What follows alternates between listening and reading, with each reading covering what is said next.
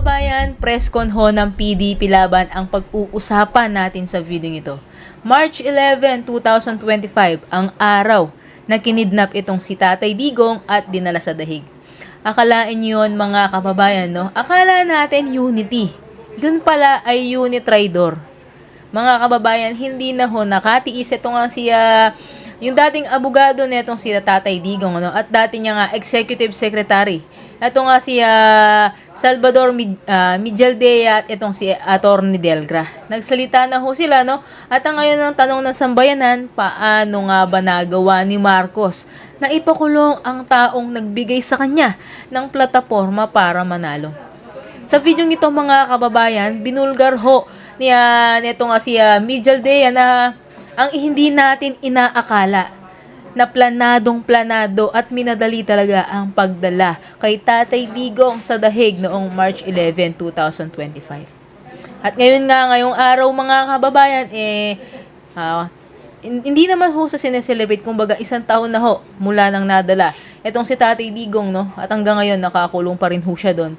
Siyempre mga kababayan, tanging panalangin lang ho sana natin makauwi na ho itong si Tatay Digong at syempre ngayon kumikilos na rin ho itong si Atty. Kaufman para makapag-apply uli ng interim release para dito kay Tatay Digong. Mga kababayan, wag na ho natin itong patagalin pa. Reacta agad tayo dito sa ating video. Dito nga makikita nyo rin na naging emotional nga ho itong si Atty. Delgra at itong si Mijaldea, no, sa pag-alala sa nangyaring kidnapping kay Tatay Digong noong March 11, 2025.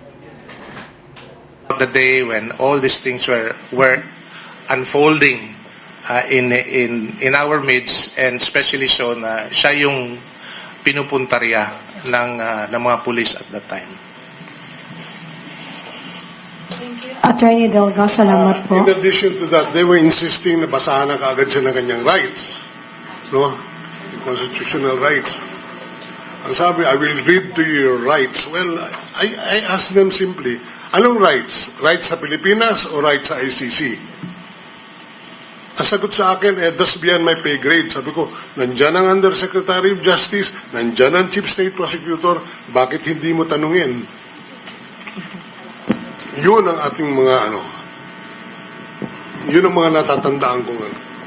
Kaya, sa natatandaan ko, hindi siya nabasahan din ng kanyang karapatan. Sobra, no? Anyway, magmula po nung sa biyahe ni Pangulo, no, or the FPRRD sa Hong Kong para po yung meet up with the OFWs, mga kababayan natin, no, ka-Yvette. Napunta tayo doon sa pag-arrive niya sa Pilipinas na naging nakakagulat, nakakasindak yung nangyari doon. Gusto ko susugan lang po kay Secretary Mijaldea. Noong nangyari na nga po yan, yung arrival, yung pangaharas, at hindi pagkilala sa tamang proseso, nakaka-insulto to bilang abogado that alam naman natin na kailangan, sabi nga ni Attorney Yvette, na dapat may warrant. Pero hindi nila kinilala yung proseso Secretary Mijaldea, what were your thoughts and emotion during this moment na talagang nakita ninyo? Tapos susugang ko na lang din para tuloy-tuloy po yung sagot ninyo. Tapos meron po bang mga moments that stood out as particularly tense or critical, Attorney? Alam mo lahat ng panahon na tense, very tense and critical. Kasi ang nakasalalay ang karapatan ng isang akusado. No? Lahat violate. No? From the basic right to counsel, no? The basic right to counsel. Ang presidente mismo ang kausap nung General Torre. I want to talk to my daughter. No? At the very least, nagtanong man lang sana siya sa Undersecretary of Justice or sa Chief State Prosecutor na gusto niya makausap. Assuming na hindi niya alam yun, as a general, na right to counsel is the right of every Filipino under our Constitution. Beyond his pay grade daw. Attorney Delgra? I would like to confirm what the statement of ES Bingbong Binaldea. At some point, I was able to personally talk to the USEC concern, who at the time, I learned later, was actually the officer in charge of the Department of Justice, because then Secretary Remulla was attending an international conference, ironically, on narcotics in Austria. Now, so he was there. I approached him. Sir, can you do something about what General Torre is doing to the former president? He's already violating the rights of the former president. So we are just, the words that he used was monitoring and supervising what the implementation of the warrant. Sabi ko, nakikita nyo naman, binabiolate na yung karapatan ng tao. Especially doon sa medical emergency, which I insisted earlier that time that I talked to him. And that's why I said I confirm doon sa sinabi ni ES Bingbong Villadea, at sinabi niya sa akin, it's beyond his pay grade. Hindi ko na lang sasabihin anong sinagot ko sa kanya. But anyway, so I talked also separately to State Prosecutor Padulyon. Ganon din ang, similarly, ganon din ang sagot. They cannot do anything about what General Torre was doing on the ground in the Villamor Air Base. So, yun talaga ang plano since the start. That we came to know more or less early on during that long period, no? From, I think he was brought to Villamor sometime towards 11 o'clock in the morning, na ang plano talaga na hindi na makakalabas ang dating Pangulo except to forcibly bring him into the plane and bring him to The Hague. At ganun nga ang nangyari. Yes.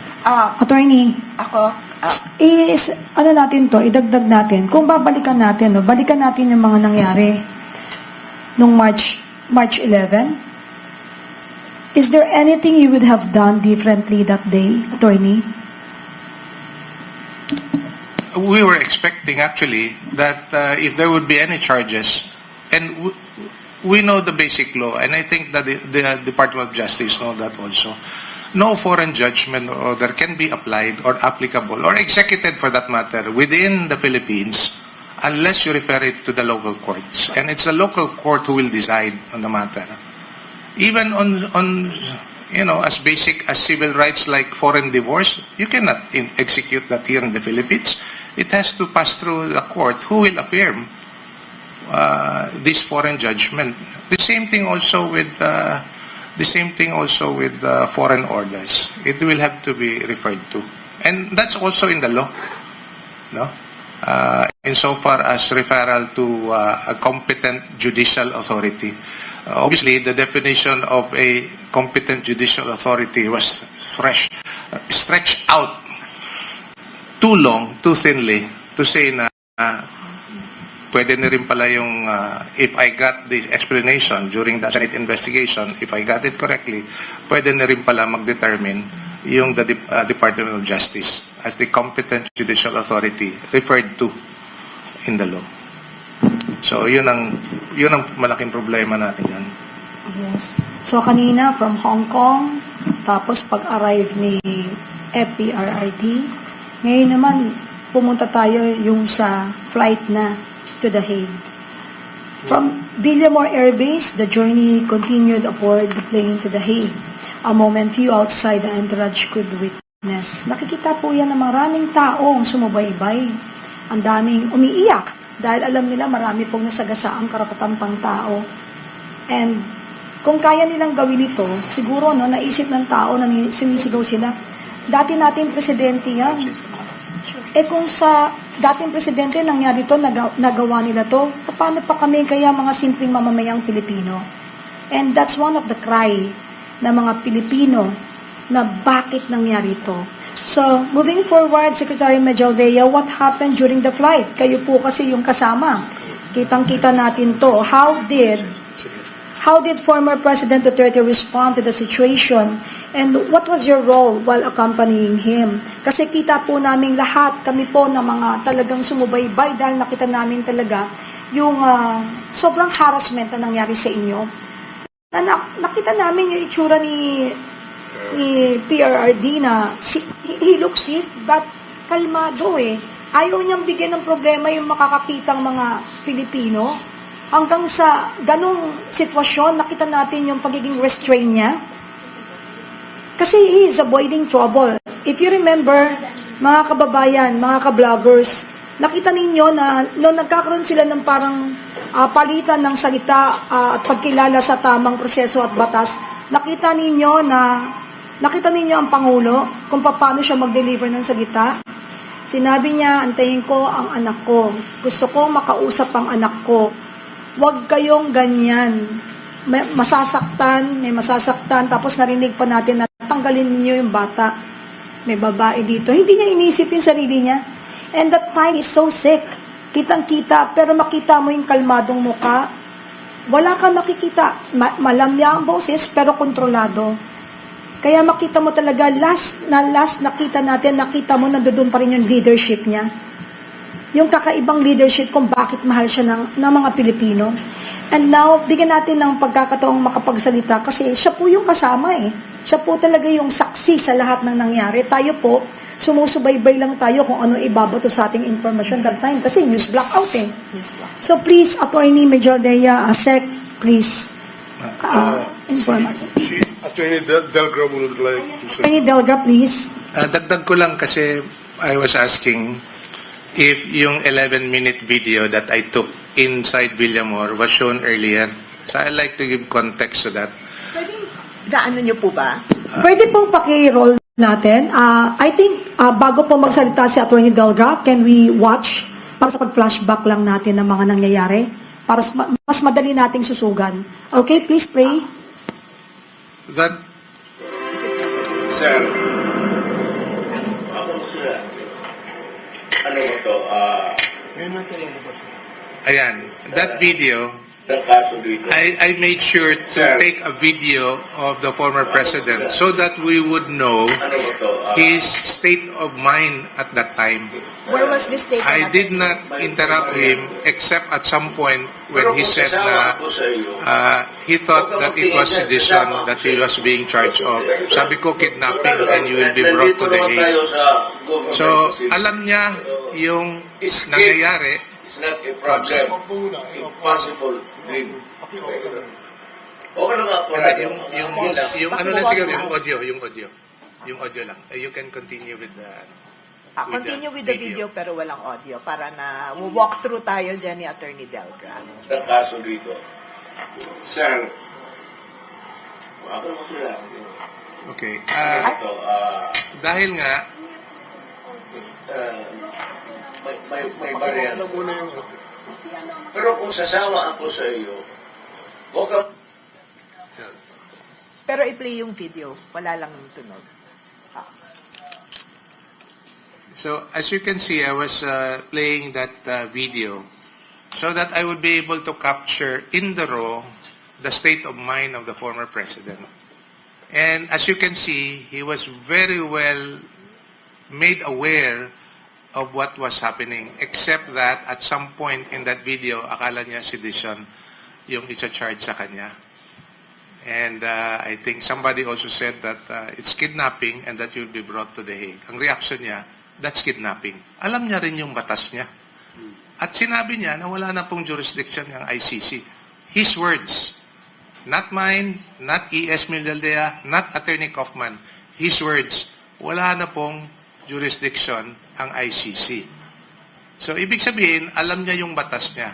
And he lectured on kung bakit wala ng jurisdiction. Umalis na tayo, yung investigasyon and everything else, na wala na pong jurisdiction yung ICC. So, yun po, the reason why I have to capture that is, first of all, I want to know and capture the state of mind of our client kung alam ba niya yung nangyayari at that time sa Villamor Air Base. Alam niya. And perhaps that is the last video of him making his legal position on the matter. na kidnapping yung nangyayari. Pangalawa, walang jurisdiction ang ICC for him to be brought there. So yun po ang klaro dun sa video na yan. As much as possible, I don't want to interrupt him during that entire scene para kuhang-kuha talaga ano ang gusto niyang sabihin sa buong mundo as regards that. At sinasabihan niya si General Torre at that time. And as mentioned, I also would like to share, if I may, Penny, you mentioned about the former president being calm. I would like to invite you to that scene, that video, yung, I like to qualify that. Nagte-tense lang yung room sa Villamor Air Base pagpapasok si General Torre. Otherwise, medyo kalmado, makapagpahinga. Ako, si former president, in a way. Pero pagpapasok si General Torre, there's tension in the room. So in one of those moments, confront na si E.S. Bingbong by General Torre on the right side of the former president. Wala na. After that, he went to my side. And siguro nakita nyo na rin, hinihila-hila ako ni General Torre.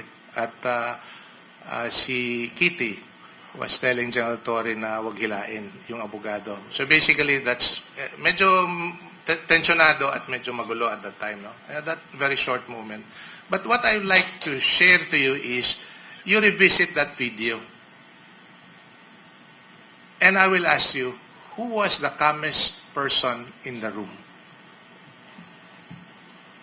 Yung tao na pinupuntarya nila.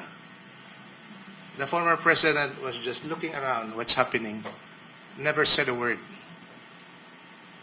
Kinukumpronta na si E.S. Bingbong. Never said a word. He went around to my side. Hinihila ako. Never said a word. And finally, yung tumataas na yung boses ni Hanilet, he did not confront Hanilet. He confronted the policewoman. Pwede ba wag mo nang hawakan para huhupa yung tension? That tells you something of the man. In such difficult situation where he is the subject of an illegal arrest, he was calm. Nakakaiyak. Alam mo kung sino yung nakikita natin dito sa ipinakita niya yung pagiging restrain niya. And also, kapag ka-restrain ng isang tao, that's leadership. Parang si Jesus Christ, nung dinakip sa garden of, ano nga yan? Garden ng Gethsemane. Di po ba? Kasi alam din niya yung karapatan niya. Alam niya yung nilapastangang karapatan ng tao na alam niya na may laban siya. Alam niyang may mga violation na naganap at alam niyang pinlano to. So, I think kaya iba na yung abogado talaga eh. Abogado talaga yung ating dating Pangulo. Alam niya yung karapatan niya at pinakita niya sa ating mga Pilipino na kapag ikay kalmado, mas maigi. Napabayaan mo kasi pag pinagplanuhan ka, sabi nga po ng tatay ko, anak, ayan, ang dami mong kandado sa bahay. Alam, maniniwala ka ba na kahit 1,000 kandado yan ay mabubuksan yan at mapapasok ka? Sabi ko, paano? Ang daming kandado niyan. Kasi kapag pinagplanuhan ka, it will happen. Kaya always pray. At yan nga, ang nangyari. At isa to sa nakikita kong dapat tutukan nating mga Pilipino na hindi to pwedeng mangyari basta-basta kung hindi pinagplanuhan. Tama po ba? So, moving forward, gusto ko marinig po si Secretary Major Dea, no? Kasi po, nung sa aeroplano, kitang-kita natin sa mga paunti-unting pagpapadala sa atin ng information. Alam ko, na-remember nyo yun. Kasi tulad ko, nakasubaybay ako. Dahil hindi natin alam kung ano mangyayari, pwedeng ihulog na lang sa aeroplano yan, di ba? Kasi, grabe, killer mind lang ang pwedeng magplano ng ganito para po sa ating pong former president. Secretary Major Dea, what happened po during the flight? How did former President Duterte respond to the situation? And what was your role while kasama niyo po siya sa eroplano? Alam niyo yung biyaheng yun, it took us almost 27 hours. 9 hours Manila to Dubai. We had a stopover of 7 hours sa Dubai kasi hindi sila paliparin ng Dubai. And then from Dubai to Netherlands, 8 hours. Alam mo, during that time, sa isang eroplanong yun, doon ko nakita lahat na ang buong pagkatao ng Pangulo ng Republika ng Pilipinas nakasama ko for the last 6 years. He was very calm. Naasikaso niya kami. O, upo na kayo dyan, kumain na kayo. Sabi ko, walang makain. Ang dalang pagkain, 4 na supot na McDonald's yata. We had to eat that during our flight, except when we arrived in Dubai. Almost 4 hours after, nagpadala sila ng isang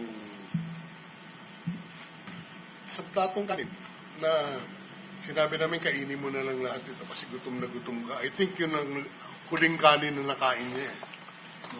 Ano ganda? Pagtitira ako ng iba para doon sa ibang kasama natin. Yung pa na yung nasa isip niya. During the flight from Manila, ako naman, during that flight, hindi ko alam anong gagawin ko kasi nangako si General Torres. Pagdating niyo doon, maayos na lahat. May mga visa na kayo, may mga hotels na lahat. Ganun ang representation, ha? Only to find out, nung nasa area na kami, sinabihan kami, wala kayong visa. Bahala kayo sa buhay, parang bahala na kayo sa buhay ninyo. No? Pati kayong mga nanghuli, ha? Yung dalawang polis. Tatlong polis na kasama, isang nurse, isang doktor, yung security niya, ang dalawa, yung PRID, ako, lahat, kumpleto na daw. Pagdating nyo, all arranged. Pagdating ko, nung tinanong ko, may visa na ba kami? Wala. Ako, nung pagsabi pa lang sa akin na walang visa, sabi ko, asikasuhin nyo at the very least yung visa ko kasi hindi ko pwedeng iwanan ng tao nito. So, nagawa naman ng paraan na when we arrived, naayos yung visa ko except lahat ng mga kasama ko na hindi nabigyan ng visa. Alam niyo, during the flight, natutulog lang siya. Kumusta na kayo? Nakatulog ba kayo? Sabi ko, miskin hindi ako nakatulog. During the 27-hour flight, siguro ang tulog ko 3 hours. Ang kinain ko, 4 na pirasong Oreo biscuits. 4 na gano'n. Wala akong ganang kumain. Ang iniisip ko yung mga kasama ko. Nakausap ko naman yung mga kasama ko. Dalawa lang yung hiniling ko sa inyo. Pag may TRO, bumalik tayo. Mukhang umokay naman sila. Pangalawa, pagdating ng Netherlands, dalahin natin sa ospital si Presidente. Nakita niyo naman ang itsura. Nakahilata doon sa isang tabi. I have pictures of nung natutulog siya pero akin na yun. Tanong lang siya ng tanong, malayo pa tayo. Malayo. Nasa Dubai kami, hindi siya mapakali. Kinausap ko siya, Mayor, hindi ko alam ano oras tayo makakaalis dito. Gusto mo bang bumaba dito? I asked him 7 times. Ang sagot niya sa akin 7 beses, haharapin ko ito. Isang beses lang siya medyo nagsabi sa akin, sige, labas tayo, kakain tayo na masarap. Sabi ko, hindi. Pag tayo kumain na masarap dito, lalabas tayo ng eroplano, hindi na tayo babalik. No? Ang desisyon nasa iyo. Hindi ko pwede sabihin sa kanya, bumaba ka na. Kanya yung desisyon. Marami niya siyang nasabing, haharapin ko to. So, ang sa akin was only to remind him na bumaba ka dito kung gusto. Sabi niya, hindi, haharapin ko yan. Diretso tayo sa Dubai. Yun ang diretso tayo ng Hague. So, kaya hindi kami nakababa ng hindi na kami bumaba ng Dubai because he was insistent na binigyan kami pagkain, binigyan ng pagkain. Yun, isang kalderong kanin na hindi ko mauubos to. Bigyan yung mga kasama natin. And then, all the while, kalmado siya, nag-iisip siya. Kumusta na kayo mga kasama natin? Nakabalik na kaya sila sa Davao? Ano isipin niya? Ito maganda ngayon. Yung mga last 15 minutes. Sabi ko, Mayor, rapid tayo mag-landing. Bong, mukhang malamig ah. Oo. Sabi ko, mukhang malamig nga. Sabi ko, may pera ka dyan? Sabi ko, meron. Sabi ko, magkano? Sabi ko, $550. Biniro ko siya. Bakit mo kailangan ng pera? 550 Hong Kong dollars. Bakit mo kailangan ng pera? Kukulong ka naman eh. Ay, oo nga pala. Pati kasi, oo nga pa, yung sense of humor niya, nandun pa rin ha. Yung nga pala kukulong. Hindi. Yung mga kasama natin dito, lahat to, pakainin mo na masarap. Saka bilihan mo ng jacket. Bilihan mo kasi napakalamig. Alam mo, ako, hindi ko na naisip yun. Ang naisip ko, ihulog na lang sila lahat sa plano. Joking. Pero siya, naiisip pa rin niya yun. Ha? Ganun siya. No. Sabi ko sa kanya, hindi naman pwede, sabi niya, asikasuhin mo sila pagdating sa Hague. Sabi ko, hindi ko pa alam, Mr. President, kung may mga visa sila. Akala ko ayos na lahat yan. Eh, yun ang pagkasabi sa akin, pero mukhang wala eh. Eh, ikaw, mukhang nagawa ng paraan yun sa akin. May nagsabi na sa akin na baka makulang ka ng, you'll be given, true enough, pag-landing, I was given a 15-day visa. We were led by an ambassador. Yung contingency na yun was led by an ambassador. Hindi ko na babanggitin yung pangalan. Who did not even know the distinction between a diplomatic passport and a visa. Unfortunately. Anyway, ganun siya. Kaya sabi ko, hindi ako nangihinayang samahan to. Itong taong ito. Maski na anong mangyari. Ito ang best friend ng Pilipino. Sobrang nakaka-touch naman. Naiiyak kami. Oo. Nakita ninyo na sa oras na talagang hindi nila alam kung saan sila dadalhin, maisip pa rin niya yung kapakanan ng mga kasamahan niya. And the fact that yung pagiging mindful niya sa nararamdaman ng mga kasama niya,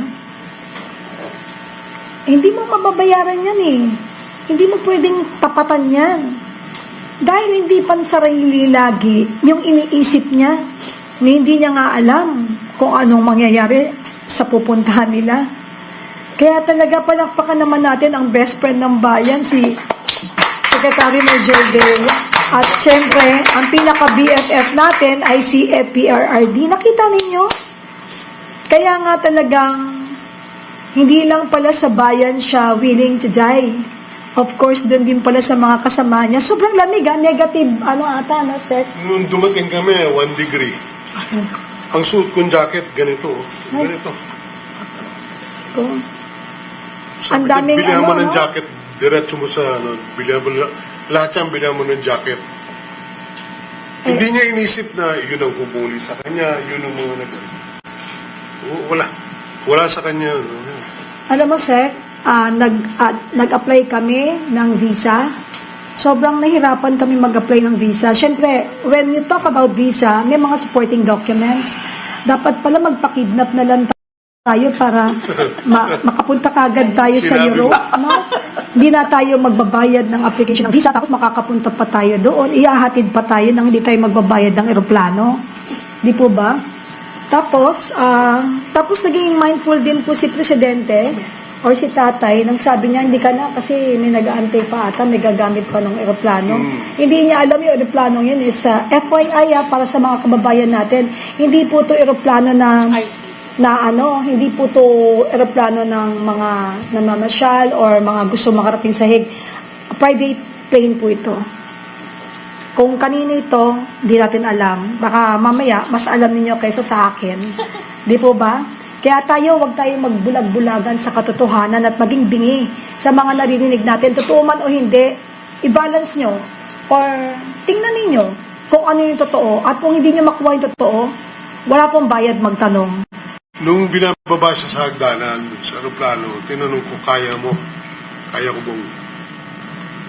Sabi ko, pupuntahan kita bukas kasi nag-commit sa akin ng ICC na ibibigay ko saan siya dadalhin, anong ospital, anong telepono, lahat ng pinangako binigay sa akin. Ni isa, walang ginawa, walang binigay, walang kinuha. Parang, bahala ka na sa buhay no, maghalapan na lang kayo bukas.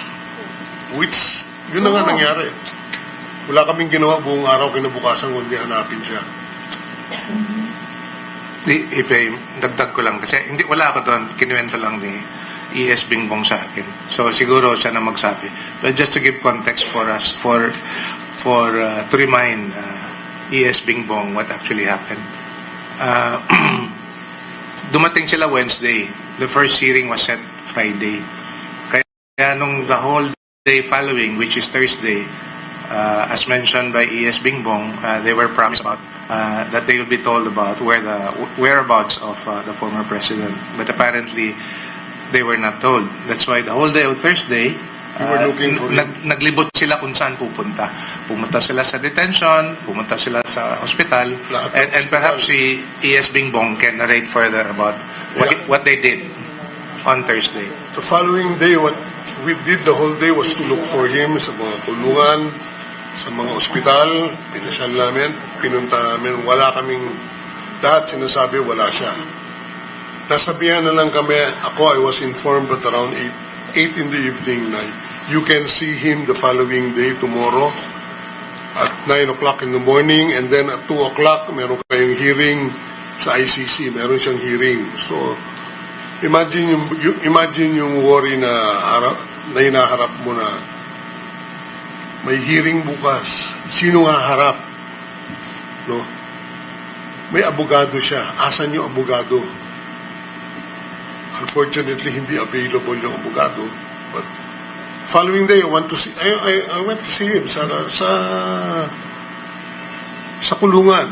Hindi ko mix ang feeling ko. Hindi ko alam kung papakita ako ng lungkot o yung usual namin na pag nagkikita, kunyari nakasimangot pero maya ng konti, tatawa na lang bigla yun ng ano, yung kung ano-ano na lang sasabihin. Pagpasok ko sa kanya, kumusta ka na? Ako pa kinumusta.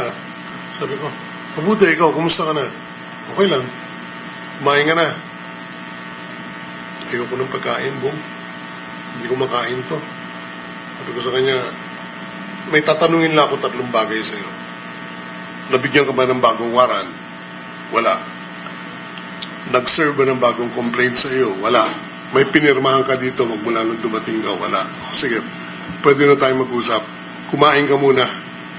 And then, tumutulo yung sipon niya. May panyo ka ba? Sabi ko, meron. Ako kasi, minsan dala kong panyo eh. Nung umalis ako, nung sumakay ako ng aeroplano, napadalahan ako ng 4 na panyo. Gamitin mo lahat ng panyo ko. Sa iyo na lahat to, malilinis to. Pwede sa akin na lang doon na to. Gamitin mo.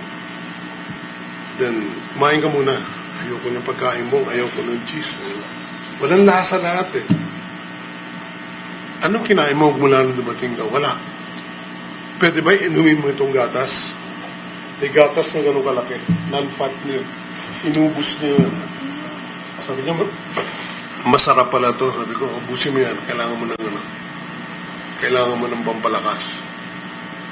Namimiss ko yung Tuyo. daing, munggo. So yung mga basic foods na kanin ang hinahanap niya. So, sige lang, maghanap tayo ng paraan na mabibigyan ka yan. So, ang una kong tanong sa kanya, Mayor, ito ba ang pinakamabigat mo na krisis sa buhay mo? Ganun niya yung kamay niya sa akin. Tignan mo yung kamay ko. Yung kamay niya puro, ang daming guhit. Puro guhit lahat. Wala kang mga... Sabi niya, Bong, ako lahat ng problema na daanan ko. Okay ako. Pero ito pinakamahirap. Sinabi ko sa kanya, hindi. COVID ang pinakamahirap. Baliwala ito sa COVID. Hindi mo alam kung anong COVID, hindi mo alam ang kalaban mo, hindi mo alam ang gamot. Ilan ang taong mawawala.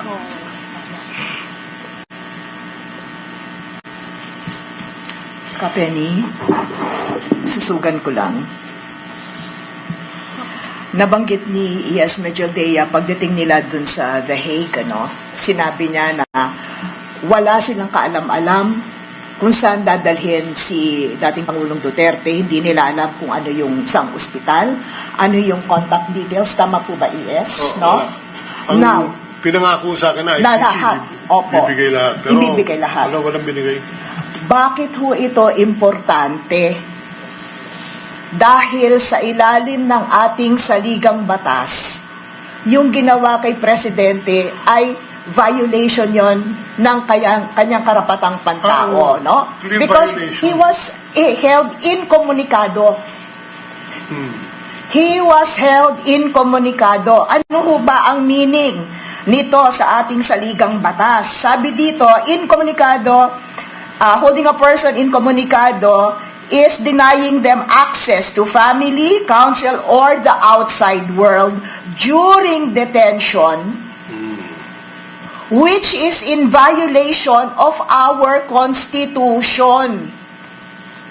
Yan ho ang pinapakita sa atin, itong dinadaanan ng ating dating Pangulo.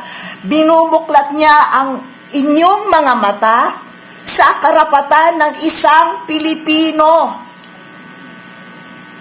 na dapat manaig ang ating saligang batas sa ating pagkatao. Sa isang simpleng detalye, nasaan siya nung nandun siya sa The Hague? Pinangako, walang ibinigay, hindi itinupad, saan siya mahahanap. That is, to me, personally, is holding a person incommunicado. Alam mo, masakit doon, nasa aeroplano kami. Ang dami nilang taga-ICC. Nangangako silang, we will give you the address, you will immediately be informed, or we will bring him. Wow, ni isa wala. Pinuntahan ko yung embassy ng Pilipinas. Wala rin silang impormasyon. Dagan mo na lang yung kwento, ES. Ano nangyari sa iyo habang naghahanap ka? Kasi may nagkwento sa akin, marami nagkwento sa akin. Yung mga Pilipino, ano nangyari sa iyo? Ako pagdating ko pa lang na airport, nag-kumulaps na ako eh. And then, alam ba yun, right before the hearing, I collapsed before the hearing. Pero wala na, tapos na, okay na. PRRD ang concern natin.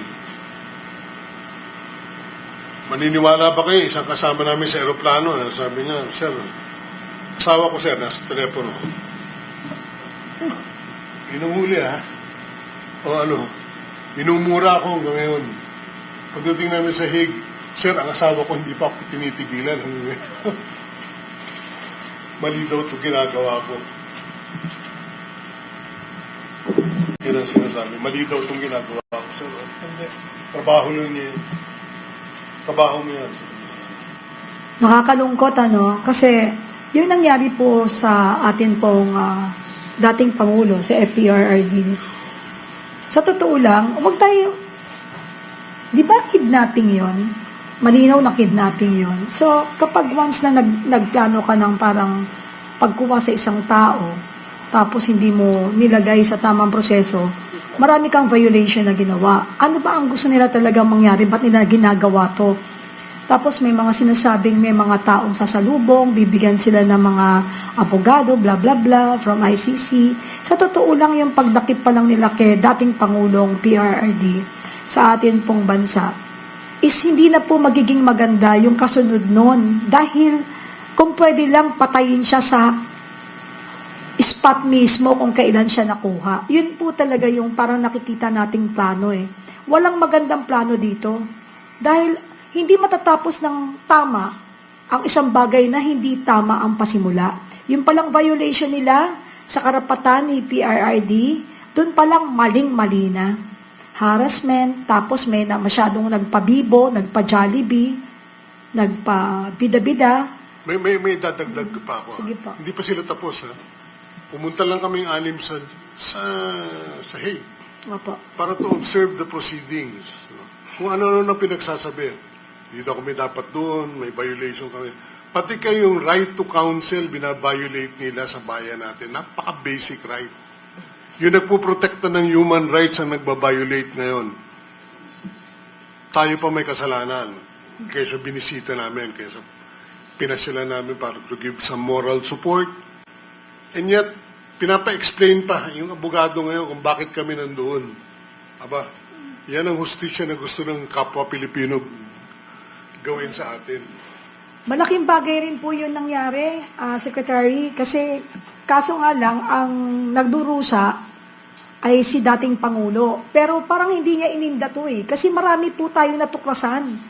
Baka nga noong pa nangyayari yan, pero wala lang pong naglalakas loob na mabuksan ito dahil nga binubusalan nila yung bibig or hindi nyo na nakikita pambuhay. So, di ba, kapag once na malamig na bangkay ka na raw, hindi ka na daw makakapagsiwalat ng mga pangyayari. So, maililibig na lang po sa hukay ang katotohanan.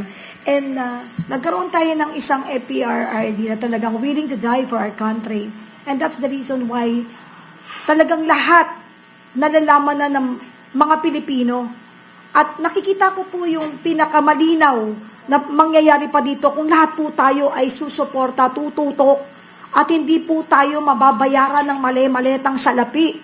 Yung paninindigan na pinasimulan ni PRRD, pagpatuloy natin, nagawa na niya yung role niya So nakita naman natin kung gaano kalinaw yung ginawang pambabalahura sa ating bayan at karapatan. So, dapat hindi dito magtatapos ang lahat. So, sa lahat ng mga vloggers natin, wake up. Alam ko, yung mga nandirito po sa kapihan sa PDP, hindi po ito bayaran kasi wala naman po kaming pambayad.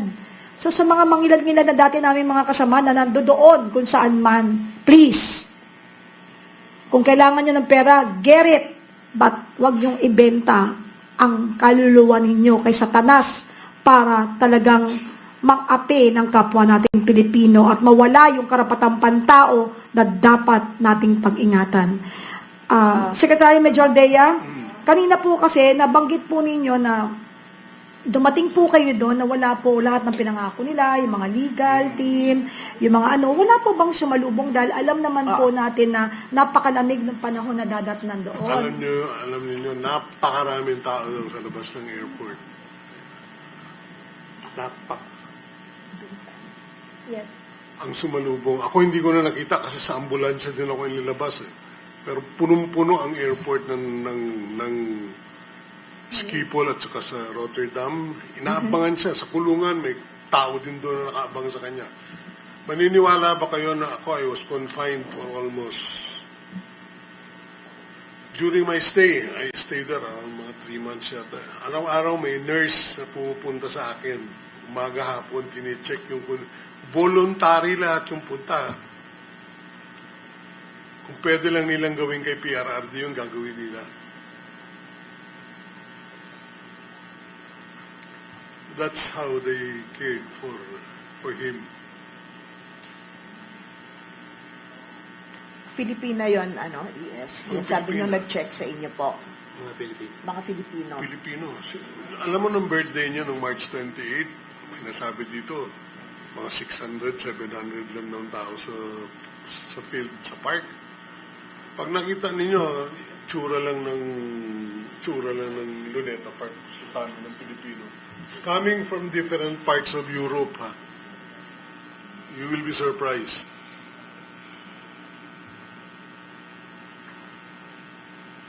Alam mo, Attorney Yvette, parang napansin ko sa lahat ng episode natin, ito yung parang tahimik. Lahat tayo. Kasi nakikita natin yung katotohanan Just block out tayo Noong time na yun, kaya fresh from yung somebody that kasama niya, yung talagang totoong pangyayari, na dapat ito, malaman ng lahat ng Pilipino. Parang maiya, yung sinasabing word na maiya naman kayo, bog-talbog, period. Kasi Kapen yan, hindi kasi natin lubos maisip na nangyayari itong mga paglapastangan ng karapatan ng isang kapwa Pilipino. Lalong-lalo na yung hindi pagkakilala ng kanyang karapatan sa ilalim ng ating saligang batas. At lalong ginawa ito sa isang dating presidente. Kaya tahimik tayo ngayon kasi hindi nga natin lubos maisip paano nangyari ito at bakit ito napayagang mangyari. Pero there's a personal question po, ES, that I wanted to ask. That very moment when you landed sa Hague, yung moment na maghihiwalay na po kayo, what was that moment all about and how did you feel? What was the reaction din ni dating presidente nung maghihiwalay na po kayo? Ako, I really felt bad, especially nung dinadala na siya ng mga pinapababa siya ng ano. Sabi ko, kaya mong bumaba ng hagdanan. Sabi, kaya ko mong. Apo. Sabi niya, bahala ka na sa mga kasama mo dyan. Yun ang mga words niya. Apo. Hindi pa rin ako, hindi pa rin siya. Bahala ka na sa mga kasama natin. Ibang klase ito.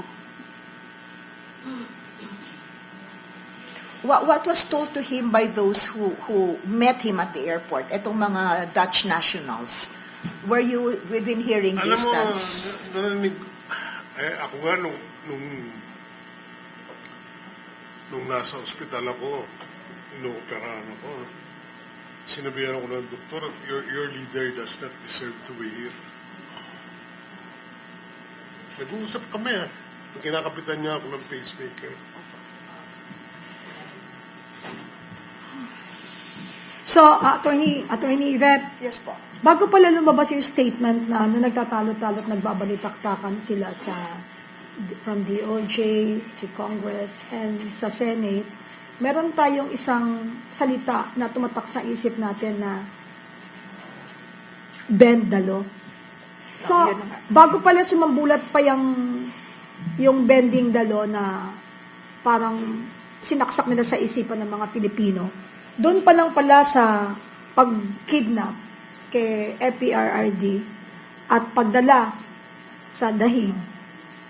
Pagbaba niya doon, marami na pala talagang, doon pa lang, hindi pa nila nasasabi, ginawa na pala nila yung pag-bend ng law. No? Yan ho yung unang pumasok nung sinabi nga ni Attorney Delgra, no, na sinabi daw po sa kanila ng DOJ, sila daw yung competent judicial authority, no, ang DOJ daw. Yun na ho ang unang pumasok sa isip ko, bending the law. Grabe. So, yung kaya ang daming nga lumabas na AI, yung sa Supreme Court, nakatabingi na po yung timbangan. Pati yung balikan po ng babae, nakaganon na. Nakakalungkot, no? Secretary Major Gayag, any additional information po? Wala na. Ako, I just wanted to share yung mga nangyari sa aeroplano. And parang na-capture ko sa isang aeroplano, yung sa isang box yung buong samahan namin ng 6 na taon. Ganun siya ganun siyang klaseng tao. Tao muna ang nasa isip bago siya. Napakaswerte pala natin kay FPRRD. Ngayon nakita na natin at Alam mo, nagbigay liwanag na si Secretary Mejaldea kung ano talaga yung naganap. And we want more. We want more statement from him. Kasi uhaw na uhaw kami sa totoong istorya Secretary. Kasi parang iba yung istorya yung nakakarating sa amin. Please do that. Ano yun? Alam mo, hindi na tayo makakahanap ng taong katulad doon.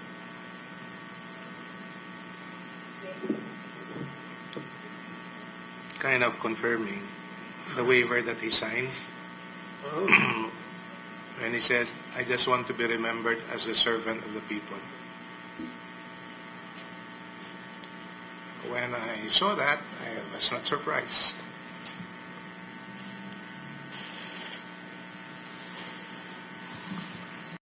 Itong mga ganito, hindi ako naglalabas yung mga itong interview. Kasi parang siya nagsasabi sa akin, huwag ka na magpa-interview. Ramdam na ramdam ko yun. Bayaan mo sila pag na-appreciate yung ginagawa mo. Kung hindi, bahala sila. Ganun ang ano niya.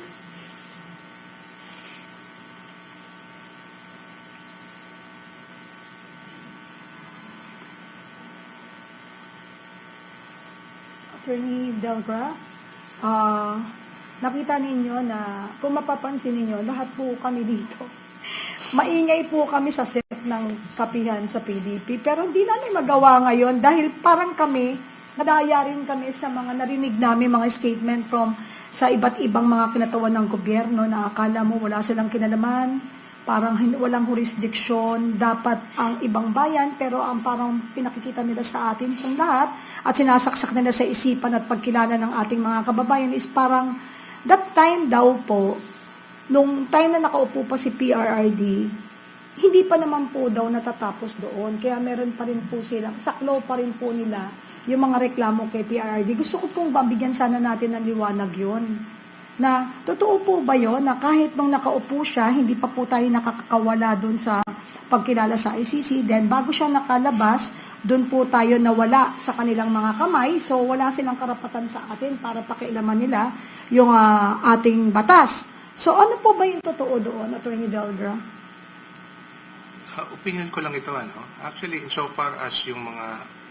First of all, I would like to speak on what the former president has been oft repeatedly saying, that whatever cases that you think he would file against me, he would always say, I will assume full legal responsibility. Ibig sabihin, haharapin niya. Kahit saan, haharapin niya. And I've said this, ang nangyari nga lang, doon final. But insofar as I'm concerned, one of his lawyers, hanggang ngayon, wala pa akong natatanggap on his behalf na kaso patungkol dyan sa kaso na related doon sa ICC case. Kaya hindi niya atrasan yan, as mentioned by E.S. Bingbong, pero sa tamang proseso at sa tamang korte. And as mentioned doon sa video, in his words, he wants to be tried before a Filipino court, tried by a Filipino judge. So, pabalik-balik niya sinasabi yan. In the raw, coming from the former president himself, iyan ang posisyon niya patungkol sa mga kaso, dati, ngayon, or kahit na anong kaso dadating, haharapin niya sa tamang proseso, sa tamang korte. And that is before a Philippine court. Alam mo, sabi ko sa kanya, hindi tama itong ginagawa mo. Hindi tama itong ginagawa sa iyo, Mr. President. Ang sagot niya sa akin, Bong, ano to? Siya pa nagpapacify. Consequence ito ng leadership ko. Sige lang.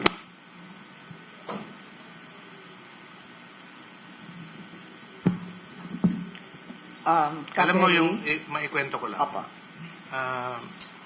Ito maintindihan ito ng mga tao ang mga taga Davao. May tatlong klaseng tao talagang mapaiyak si Mayor Rudy. Yung mga bata, yung mga babaeng inabuso, at saka yung mga matatanda, lalong-lalo na sa kanyang nanay. I will bring you back to the time when he already realized that the presidency is already there for him. Early morning of the following day after the election, nakita niya na yung yung laki ng agwat doon sa counting. At he can very well see that he would be the next president of the Republic. Anong ginawa niya? Pumunta siya sa puntod ng nanay niya.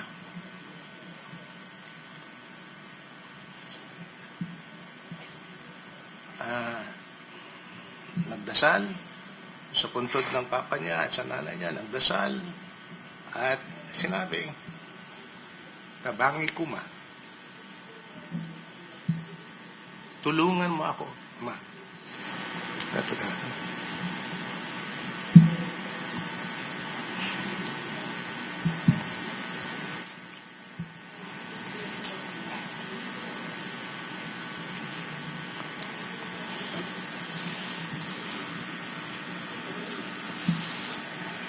Alam mo, mag-iisang taon na tinitingnan ko yung mga litrato namin. Ngayon ko lang nabalikan.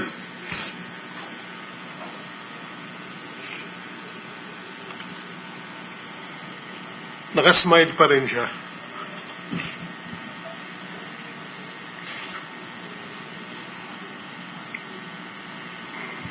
Up to the very last. Pati ka lahat ng mga kasama sa plano.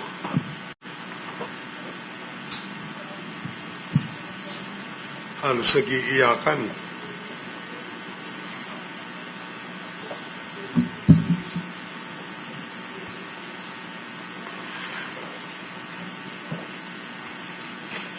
Sabi ko sa kanya, let's kayo may gawa nito.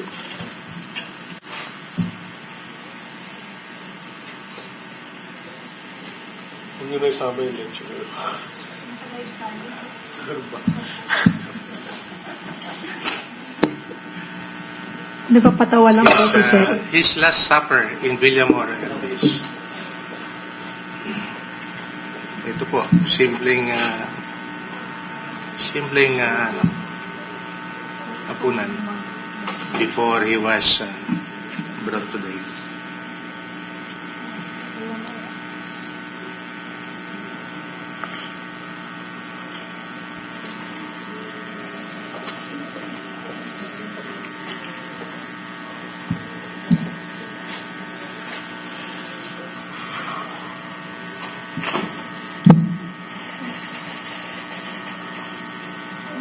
Biro mo, 1 year na pala ngayon yun.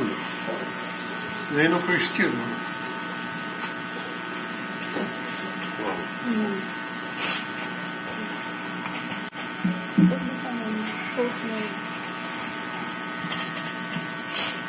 For those of you who don't understand the man, I would invite you to go to Davao at puntahan nyo yung House of Hope at Bahay Kalinga. Yan yung dalawang advokasya ng dating Pangulo. And perhaps you will know and understand the kind of man that he is.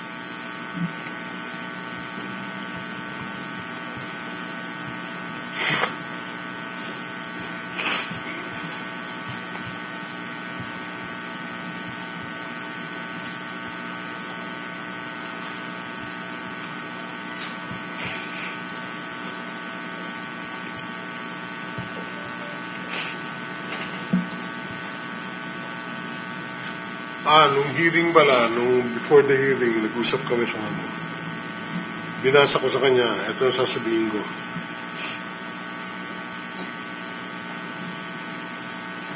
So I read yung script, yung manifestation ko. Alam mo, smile. Nag-smile siya. Yan, okay lang sa'yo. Oh, okay lang. Wala.